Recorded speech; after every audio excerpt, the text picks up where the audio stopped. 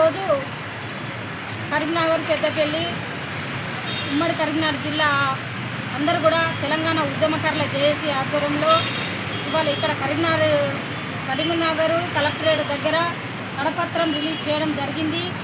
ఏదైతే రేపు 28 తారీఖు రోజు జరగబోయే తెలంగాణ ఉద్యమకారుల ఆత్మగౌరవ సభకు ఈ తెలంగాణ రాష్ట్రం లోపల ఉన్నటువంటి 33 జిల్లాల నుండి కూడా పెద్ద ఎత్తున ఉద్యమకారులందరూ కూడా తరలి రావాలని మేము ఇలా కరపత్రం రిలీజ్ చేసుకున్నాం.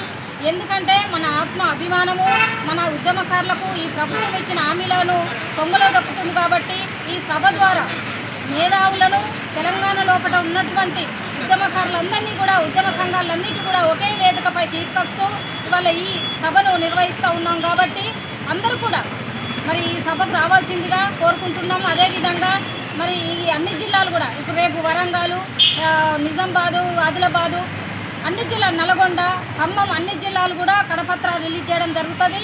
మరి ఇదైతే రాష్ట్ర ప్రభుత్వానికి ఇప్పటికైనా ఆలోచన రావాలి, ఉద్యమకారులకు ఇచ్చిన హామీలను వెంటనే నెరవేర్చాలి. ఈ సభ ద్వారానన్నా వాళ్లకు నిజంగా చిత్తశుద్ధి ఉంటాయి. ఈ సభను చూసినాకనైనా వాళ్ళు మా వైపు చూస్తారని నేను ఆలోచన చేస్తున్నా. మరి ఇంకా అదేవిధంగా ఈ రాష్ట్రంలో ఉన్నటువంటి ఉద్యమ అన్నదమ్ములను కూడా ఒకే వేదికపై తీసుకొస్తాము. ఈ ప్రోగ్రాం తర్వాత కూడా చాలా పెద్ద ఎత్తున కార్యక్రమాలు ఉంటాయి. అవసరం అనుకుంటా కూడా ఈ రాష్ట్రం లోపల ఇవాళ టీయూజేఏసీ రాష్ట్ర చైర్మన్గా నేను పాదయాత్ర కూడా చేయాలనుకుంటున్నా. పాదయాత్ర కూడా చేస్తా, ఉద్యమకారుల కోసం పాదయాత్ర చేస్తా. అదేవిధంగా ప్రతి జిల్లాలో కూడా దీక్ష పెడతా. అది నా ఆధ్వర్యంలో జరుగుతుంది.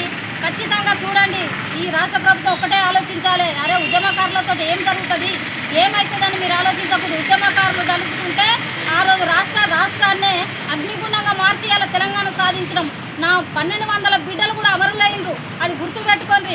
మరి ఇవాళ మేము ఉద్యమకారులను తలుచుకుంటే ఈ రాష్ట్రాన్ని ఒకవైపు రాష్ట్రం మొత్తం ఉద్యమకారుల వైపు ఖచ్చితంగా చెప్తాం. ఎందుకంటే తెలంగాణలో ఉన్నటువంటి 4.5 కోట్ల ప్రజలు కూడా రోడ్డు మీదకి వస్తేనే తెలంగాణ వచ్చింది తప్ప ఏ ఒక్కరి సొత్తు కాదు ఇది. కాబట్టి కొన్ని త్యాగాలు ఉంటాయి. త్యాగాలు చేసిన వాళ్ళమే ఇవాళ రోడ్డు మీద పడ్డాము. రోడ్డు మీద పడ్డ వాళ్ళను ఈ రాష్ట్ర ప్రభుత్వం ఆదుకోవాలి, వెంటనే మా డిమాండ్లు నెరవేర్చాలి. లేకపోతే పాదయాత్రలు, దీక్షల ద్వారా ఖచ్చితంగా టీయూజేసీ ద్వారా ఖచ్చితంగా ఈ రాష్ట్ర ప్రభుత్వానికి మెడలు వస్తామని తెలియజేస్తూ భోగే పద్మ, టీయూజేసీ రాష్ట్ర చైర్మన్.